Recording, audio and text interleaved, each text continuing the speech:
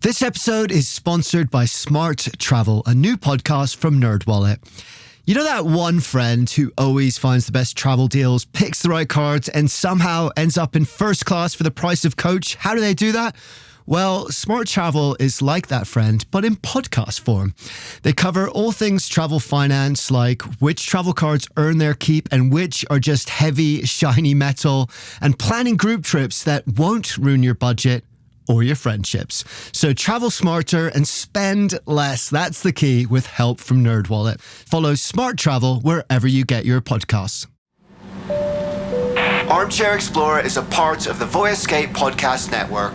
Check out all of their shows from around the world at voyescape.com.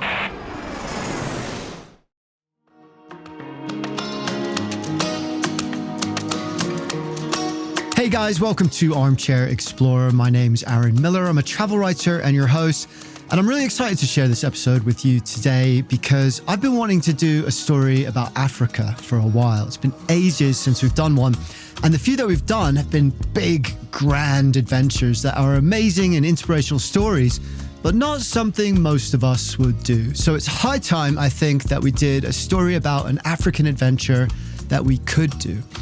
I think everyone should go on safari once in their life, if you can. It is life-changing. I've been on safari in South Africa and it was incredible, not just because of the animals that we saw, but mostly because of the way that it makes you feel. I've spoken about this a couple of times. Africa just feels different to anywhere else I've ever been. There is just something about it that really connects with me and I think a lot of other people that I've spoken to.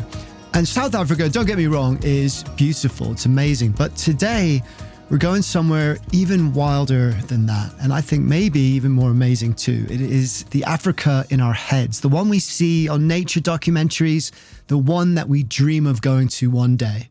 We're going to Botswana. Are you ready? Let's go.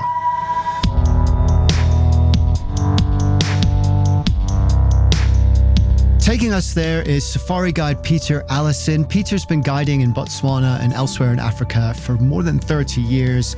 He's had some unbelievable experiences, and I use that word unbelievable literally, from being charged by lions to having a leopard smell his dirty undies with him lying next to them in bed.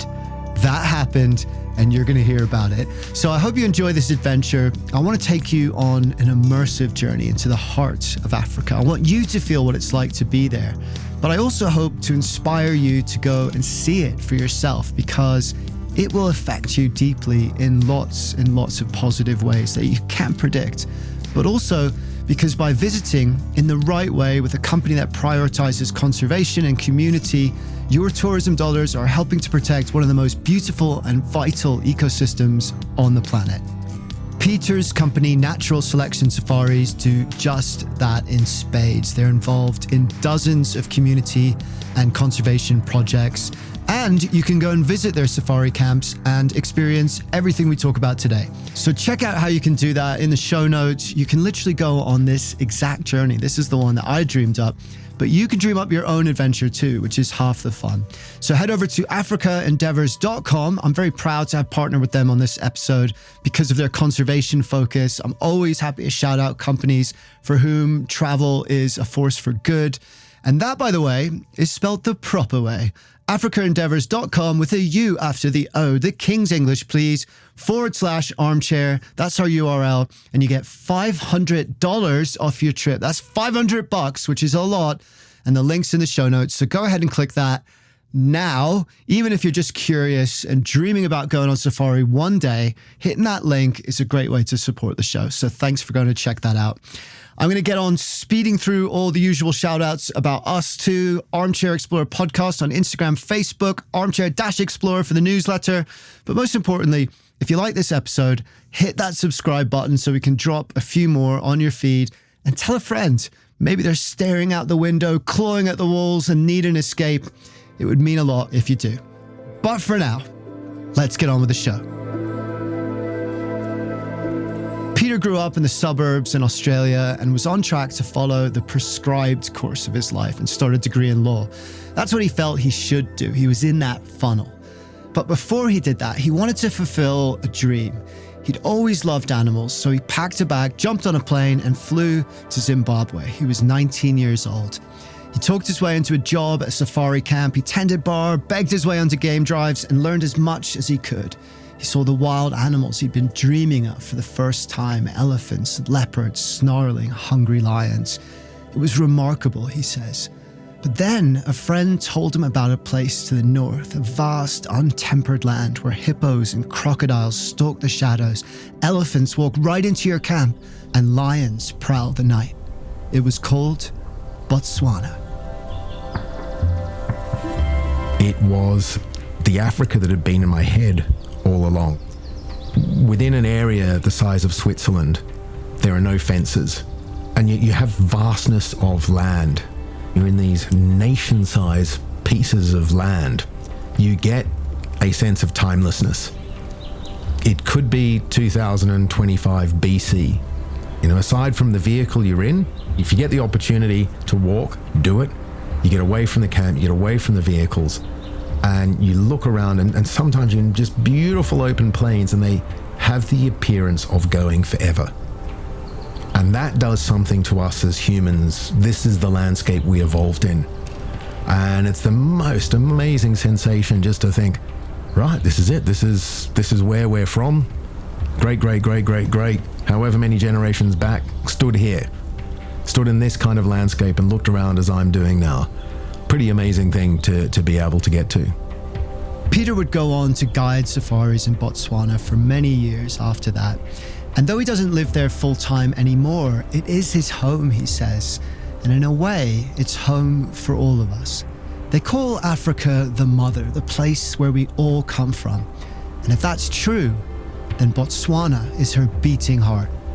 So that is where we're going now, to Peter's favourite parts of that timeless land, on a journey into the Africa in our heads, the Africa of our dreams. Most safaris in Botswana begin in the city of Maun. Eventually, we're going to be heading north into the lush plains of the Okavango Delta, one of the most biodiverse places in Africa, and one of the best places to see the big five of African wildlife: lion, elephant, leopard, buffalo, and rhino. But first, we're going to head south to somewhere completely different. And because Botswana is so vast, most of the time when you travel around, you do it by plane. For us, from the window, thousands of feet above the land, the deep orange and bush green of the Kalahari scrub seems to stretch endlessly into the horizon, until suddenly, everything changes. Out the window or through the front windscreen, you start thinking, what is that in the distance? And it is the edge of the Makgadikgadi Pans, the biggest network of salt pans on Earth. In Bolivia, you have the uni salt pan, which is the biggest single pan. Those are condiments, the volume of pans out there. And this goes beyond timelessness. This has taken you to another planet. It's basically where you need to take anybody in your family, social circle, or yourself who's a flat earther. Because you drop them there and you just look, and yeah, I can see the curve. You can see it because there's not an impediment anywhere. There are no trees, and you can see the curve of the earth. It's really apparent.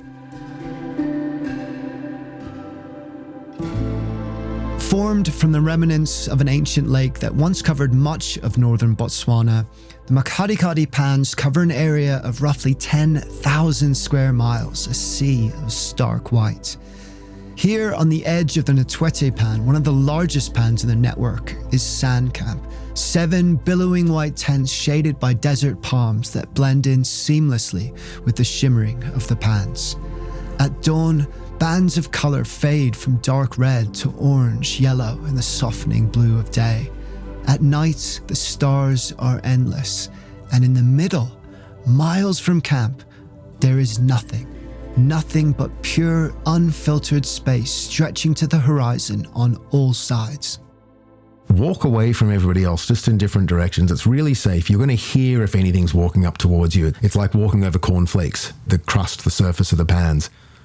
And just lie down, sit down, whatever you're comfortable with, and just take a few minutes. And you think, well, there's nothing to hear, there's nothing to hear. And then you start to realize you can actually hear your pulse. You can hear your pulse. You can hear the lightest of breezes. Everything travels out there. And the word awe-inspiring or the word awesome, overused in most industries, but travel particularly guilty of that. You will actually feel it out there. You know, you get an idea of how big the world is and that there are still these vast untouched places. I came from a city. These are the sorts of places that made me realize I'm not a city person. And it's an amazing thing to be a part of. We live with so much stimuli now that it's just, if you strip it right back and you are standing in a place where there is the white pan beneath your feet and then there is horizon and then there is sky and that is it. It's like one of these exquisite Japanese paintings which has almost no elements and is somehow beautiful, but you're standing in it, you're in the frame, and it is as mute as a painting is. People say, I heard my pulse and then my heart started racing. The poet Rumi said, "Silence is the language of God. All else is translation." In the middle of the Makgadikgadi, it's easy to believe that's true. But though it may appear empty at first, it is anything but. In the winter, the second largest zebra migration in the world passes through tens of thousands of galloping hooves, a kaleidoscope of monochromatic patterns. In March and April, thousands of flamingos descend on the pans, turning white to pink. But perhaps best of all are the meerkats, who don't see humans as a threat here. More of a lookout tower, as it happens. Once you've got a meerkat sitting on your head, Peter says, there's no denying you've actually arrived. But perhaps more special than all of that is the chance to meet the people who have lived here for thousands of years, the San Bushmen. I once asked one of the Bushmen to help me become a better tracker. Not a skill taught so much in the school system in Sydney. And yet it is potentially our oldest skill or our first science. He did demonstrate a lot just through physical behavior rather than words. He didn't use words a lot to teach. But he shoved me in front of him, and so I realized, okay, I'm leading the walk today. I walked in a certain direction, and there was a tree that had been struck by lightning. Very branch had broken off. There was a big black burnt patch on it. I looked at that and made a real mental note of that. And once we walked past it a bit, I just heard him laughing behind me. And he said, "You were looking at that tree?" And I was like, "Yeah, I was." And he said, "And it was so that you could find your way back." And I was like, "Yeah, absolutely." And I was so proud of myself and that he'd recognized what I was doing. And he said, "It doesn't look the same coming back. You have to look behind you. How else will you find your way home?" And sure enough, he grabbed my shoulders again, spun me around, and the tree looked completely different from the other side. And I took it both as a literal lesson, look behind you, but also as somewhat of a metaphor, is it's okay to look back, it's okay to reflect. How else will you find your way home? The San Bushmen are one of the oldest continuously surviving cultures on Earth, a direct lineage stretching back some 50,000 years. Tribal members are employed by the camp as part of Peter's commitment to community development through tourism. The San way of life is under threat from the encroaching modern world. And here they're given an opportunity to share their way of life, their traditional way of life, with that modern world in a respectful and positive way. And crucially, through that, to inspire younger generations of the San Bushmen to take pride in that way of life too. From the Makgadikgadi Pans, we board a plane and fly north and west into the Okavango Delta, endless white, giving way to a vast network of floodplains and waterways, supporting one of the highest concentrations of wildlife in Africa. Here, at the heart of the dry season, the Delta's floodwaters spill into the Kalahari Desert, bringing with it over 200,000 large mammals who follow the rains to the promise of fertile lands lush with food. This is the Africa you think of when you say the word. Our camp, Sable Alley, is set on the banks of a lily-clad lagoon where elephant and buffalo come to drink and hippo cool from the heat of the midday sun. Hey guys, Aaron here, jumping in with my ad voice, just so you know, we're not in the story anymore, we're in a sponsor ad. Jumping in because I want to say, how much do you want to go on safari right now? And if you do, What would be the number one animal you'd like to see? Elephants, please, for me, and lions, I guess, and maybe a meerkat. I want to see them all. And when I do, I'm going to be begging Peter to be my guide, and I'm going to be traveling with Africa Endeavours because they do authentic, real, sustainable safaris following this exact itinerary or any other that you might want or can dream of. And you can book it by going to africaendeavours.com/armchair. Spell that properly, please, with a U after the O. And when you get there, you're going to get $500 off your trip. That's a lot of money. So even if you're just salivating about going on safari one day, like I am now, hitting that link, which is in the show notes right now, just look down. It's a great way to support the show. So thank you for anything you can do. AfricaEndeavours with a U.com/armchair. You're typically driving in from an airstrip, and there'll be staff there to greet you. In the hotter months, they're going to have a cold towel. In the colder months, they're going to have a warm towel just to get a bit of the dust off. And I think most people arrive, particularly if they're a first time into Africa, there's a degree of trepidation, and that gets washed away really, really quickly. You tend to have an early start. You've woken up a little bit before sunrise. You set out on a drive and you have breakfast out there. I personally love that. Morning drives are fantastic because it's the new newspaper. You just don't know what's been going on the past few hours. So this is what a good guide should do for you, is not just, again, say, there's a leopard over there, is you want to be part of the process of finding it. You learn how to speak monkey.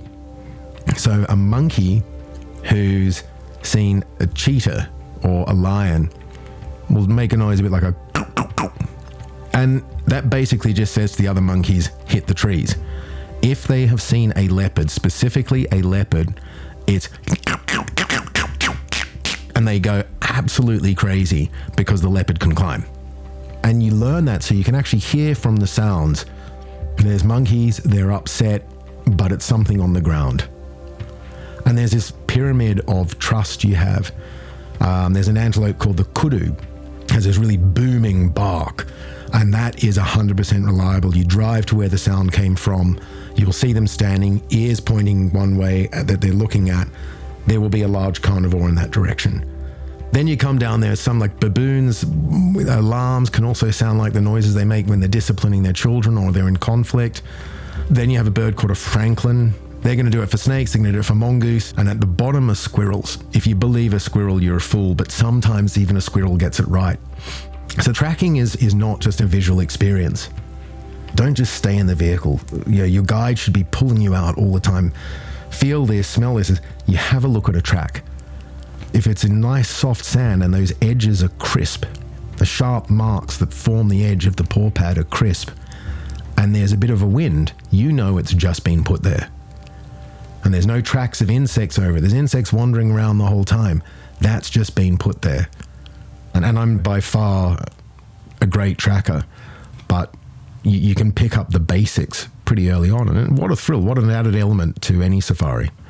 And I think that's when that understanding, and it was the great English writer Douglas Adams who called it the interconnectedness of all things.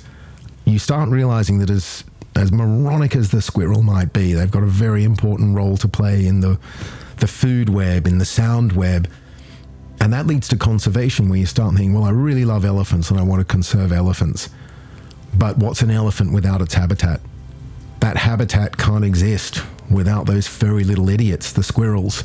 You've got to have each layer. You've got to have the antelopes. You've got to have the baboons. I mean, baboons eating fruit and then dropping the seeds in a pile of fertilizer. How important are they? You've got to have the hippos flattening the grass. Otherwise, the next year, no new grass can grow. This whole network, and you start saying, we've got to look after all of this. In a single game drive, you could see up to 50 different species: leopard, lion, cheetah and wild dog, herds of buffalo, 100 strong, impala, antelope, baboons and more. You'll go out at dusk and dawn, and under the stars you'll take Makoros, traditional dugout canoes along the river, and here at Sable Alley, something truly unique. An underground hide on the edge of a watering hole that puts you at ground level at the waterline as animals come to drink. Going on safari is unique every time. This is the wilderness, nothing is planned, and you don't know what stories you will come home with. That's part of the fun of it. So what Peter's gonna do instead is share some of his favorite stories, and he has hundreds. He might be the best person to sit around a campfire with in the world. But just to preempt those a little, these are Peter's stories as a guide who spent decades in the bush, but they're definitely not the kind of thing you're likely to experience, so don't worry. But what you will get to experience is what underpins each one of these stories. The feeling of being close to wild animals, of being parts of their wildness, safely, but just enough to remind you that at your core, you are wildness too. A lot of people always want to say, what's the closest you've ever come to being killed or being eaten? And the reality is, I probably don't know. I probably wasn't aware of it as it was going on, because that's how it's going to happen. I've been charged by lions on a few occasions, obviously made it through. But there was an instance where it was during dinner, and one of the guests sitting there described a snake he'd seen that day. And you don't see a lot of snakes on safari. And what he described just didn't fit anything that we had in the area. And I said, well, I'm going to go back to my room and I've got a book there. I'll bring it up and we'll see if it's in that. And all I had was one of those old-fashioned kerosene lanterns, really kind of Dickensian form of light. All the mag lights had gone to the guests. And I walked back to my room. And when I say my room, this is a place I built myself and with no building skills. So it was some poles in the ground with canvas wrapped around them and just a timber door on a couple of hinges, ill-fitting hinges, and one of those bolt slides. And of course, the door had immediately warped. The bolt slide was tight. So I got there, and to open it, I was like, clunk, got the door open, went and I grabbed the book, came back out, closed it, got the bolt shut again. You need to shut the door during the day for baboons and at night to stop, porcupines and other things from coming in. And I took a few steps from my room and I could see my footprints coming towards me, even in the dim light of this lantern. And there's just something looked weird about them. Something looked off. So I squatted down for a closer look, and there were lion tracks over my footprints. And if we go back to tracking, the footprints on top of the more recent ones, it's pretty obvious. But even these lion tracks looked weird, and I couldn't figure out what it was. And there were stripes through them. The sort you actually get from a porcupine because it's dragging its quills. And I thought, what is going on here? And then I realized she was down on her belly stalking. And these tracks were so freshly laid, they were within 30 seconds, and now I was doing everything wrong. If you're concerned about a lion, you want to make yourself as big as possible. I was squatting down, being as small as possible, looking at the tracks laid within seconds of a lion who had been actively hunting me. And just that, the act of standing up was terrifying. And the 4 steps back to my room were the most frightening. It's the most frightening physical activity I've ever undertaken. And then the most horrible thing to get the door back open, which I slammed shut. And then I just stayed in my room and thought, I'm not coming back out tonight. And that was it. That was one of those ones, perhaps the most afraid I've ever been, and I never even saw the lion. This is not Peter's only lion story, by the way. He once startled 2 lions while on a beer run. They leapt at him, roaring, but he stood his ground. If you run, you're dead. The lions stopped, he writes, only an arm's length away from me. They bellowed and spat, and then, with a visible release of tension in their bodies, trotted around me and carried on down the riverbed. But standing your ground to a lion is one thing. Sharing a bedroom with a leopard is something else entirely. It was a hot day. I left my door open just for some airflow. And I heard the monkeys going, but they were really panicking. And I was like, whoa, there's a leopard. And leopards will walk around the camp. There was a mother who had actually had 2 sets of cubs in a row, gave birth to them in the camp. It's not common for leopards to walk around in the middle of the day. Who knew? Something may have flushed this one. And I thought, oh, that's good. I'll have a look for that this afternoon. There's a thing I can show my guests. Nice that it's so close to camp. I'll just pick up the tracks, follow it. And then the monkeys went quiet. And I thought, oh, that's strange. They've given up on that one quickly. And then I saw movement in my room, and I was lying on my back, book in front of my face, and I lifted the book, and in between the bottom of the book and the tips of my toes, there was a leopard had walked into my room. Again, all the training in the world and every scenario you read, it starts with you standing up. Nothing begins with you on your, it's a pretty vulnerable position. You're on your back. The soles of my feet facing an animal which, when they turn man-eater, are devastating. They very rarely do, and particularly not in Africa for some reason. But there was now one in the room with me, and I thought, well, what am I going to, how do I handle this? Do I jump to my feet? But it wasn't even looking at me, and I thought, that's going to startle it, and that could give a bad reaction. Anything startled can make a bad snap decision. And it was quite intent looking at something in the corner of my room. I was being a bit of a slob, and I had some dirty laundry just lying in the corner of my room, and I don't know what it thought it was. Maybe it smelt like dead meat. I really hope not, but that's plausible. And it seemed really focused on that. And it slunk over, not a full stalk, but it went over and it just stiffed my laundry, and its nose wrinkled, and then it obviously lost interest, and it turned to walk back out, but in turning, it saw me lying there. And then it froze, and it was looking straight at me, and I looked down, and I thought, but that's really wrong. I've got to look at it. So I looked back at it, and I looked down again, and I thought, now it probably thinks I'm flirting. And it's looking up, looking away, looking up, looking away, and it's just, what am I doing here? I've really got no idea. And we had this bit of a standoff where I flirted with the leopard, and eventually it did a very slow walk. Its eyes locked on me to the door, gave a flick of the tail at the end, went out, and the monkey straight away picked up it. And I certainly did not get a nap that afternoon. Don't worry, Peter's not slept with a single other leopard in 30 plus years of guiding, so keep the door shut and you'll be okay. But his last story is perhaps the best of all, and if you're really lucky, you might just get to experience something like it too. When you're younger in your career, typically you get based at one lodge, one camp, and you get to know the individual animals. Most of them are territorial. So you know that this lion's got cubs, and you want to make sure that they all make it to maturity, and you get a bit hooked. It's like the most engrossing TV show you've ever watched. I used to call it a soap opera, and that's not fair. It's much better than that.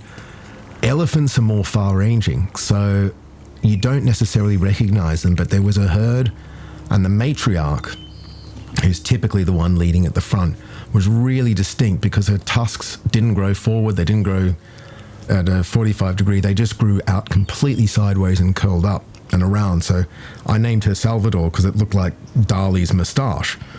And they just seemed a particularly relaxed or tolerant herd. And I noticed that these elephants would walk around and sometimes stop and feed around the vehicle. And so I would find some vegetation they were going to, and I would hide inside a clump of palms, which are all spiny. I'd be scratched up afterwards. But I would have a herd of wild elephants feeding all around me, and after a while I realized they knew I was there.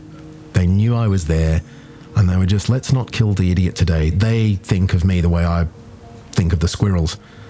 And I even went swimming with them once, which was insane. And my theory, I found them drinking from a channel, and I drove up to it.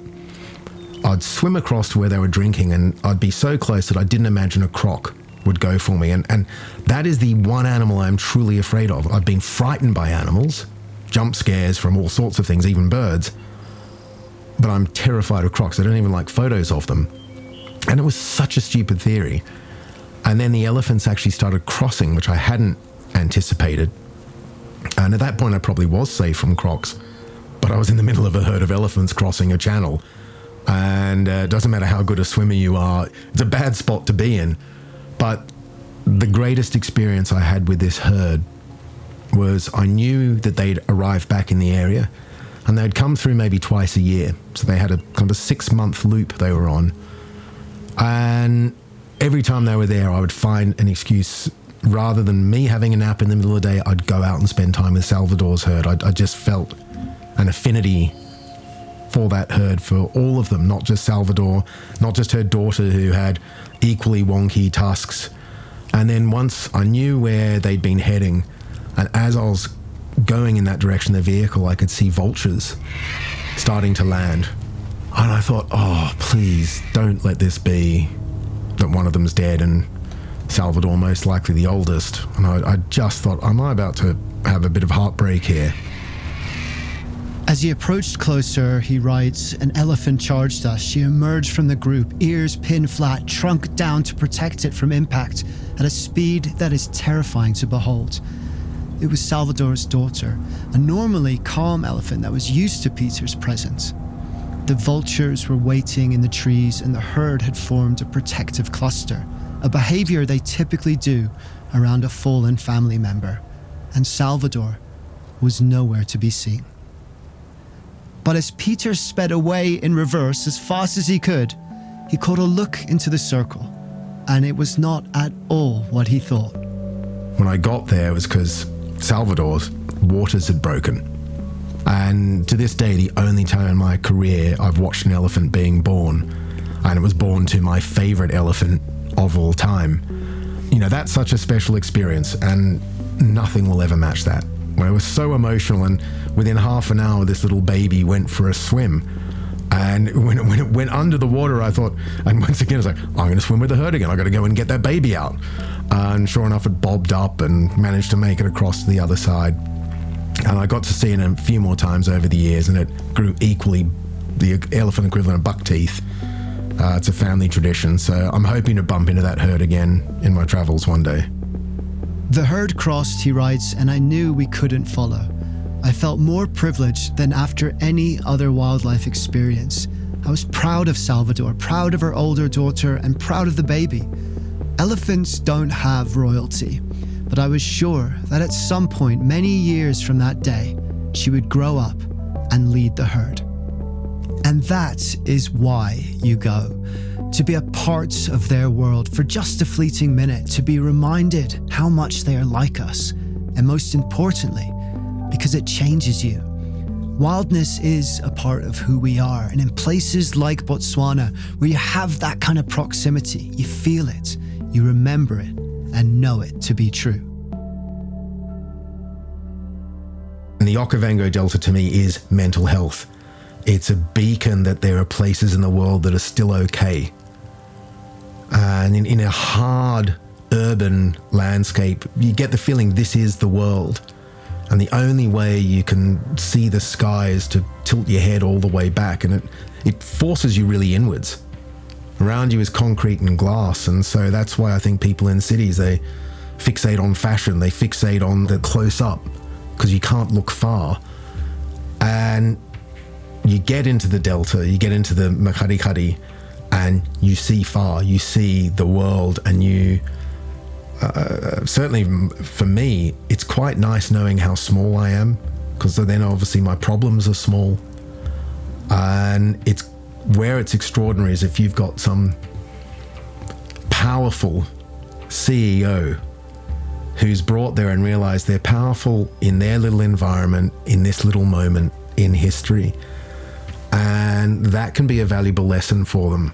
And I really love it when there's a reluctant spouse and there's an even gender split on this. It's the guy you meet and he's like, I'm only here because next year I get to go golfing. And it's those people who have that switch, and you can't flick that switch for them. They've got to find it themselves, and they find it in any one of these moments we've spoken about, the roar of a lion up close to them, sitting in silence on the Makgadikgadi Pans, watching baby elephants playing and realizing how much like humans they are, even though they look so completely different. One of those moments just triggers it, and they get a feeling that they're at home. It's wonderful. And Peter says it's taught him something else too. In his book, Don't Look Behind You, which is ostensibly about encounters with ravenous lions, stampeding elephants, and lovesick rhinos, he writes this in the epilogue. Africa has been a teacher to me. Beyond the facts and figures I now know about wildlife, it has made me aware that life can be short and should be lived to the fullest. You come here to experience the world as it was for time immemorial, to listen to a silence so deep you can hear your heart racing, to learn the language of the land and see the web that binds it, to come home to the Africa of our dreams.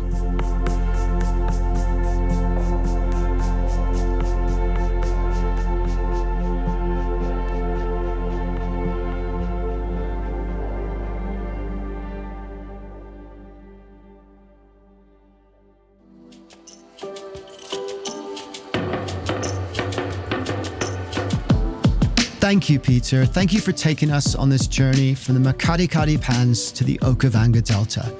And it's a journey that you can do too by going to africaendeavors.com/armchair. That is spelled the proper way with a U after the O.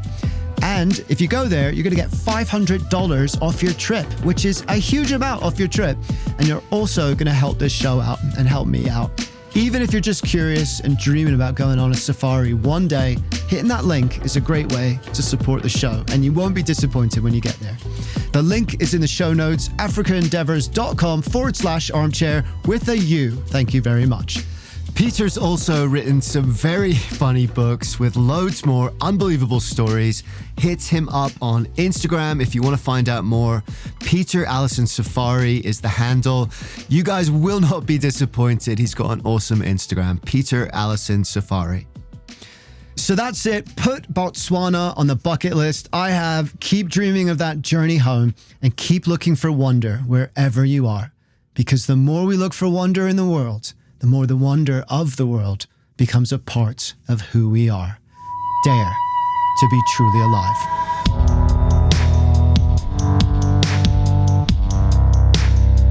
Armchair Explorer is produced by Armchair Productions. Find our other shows at armchair-productions.com. Charles Tyree does the audio editing and sound design. My name's Aaron Miller. I write and present the show, and I'll see you next time.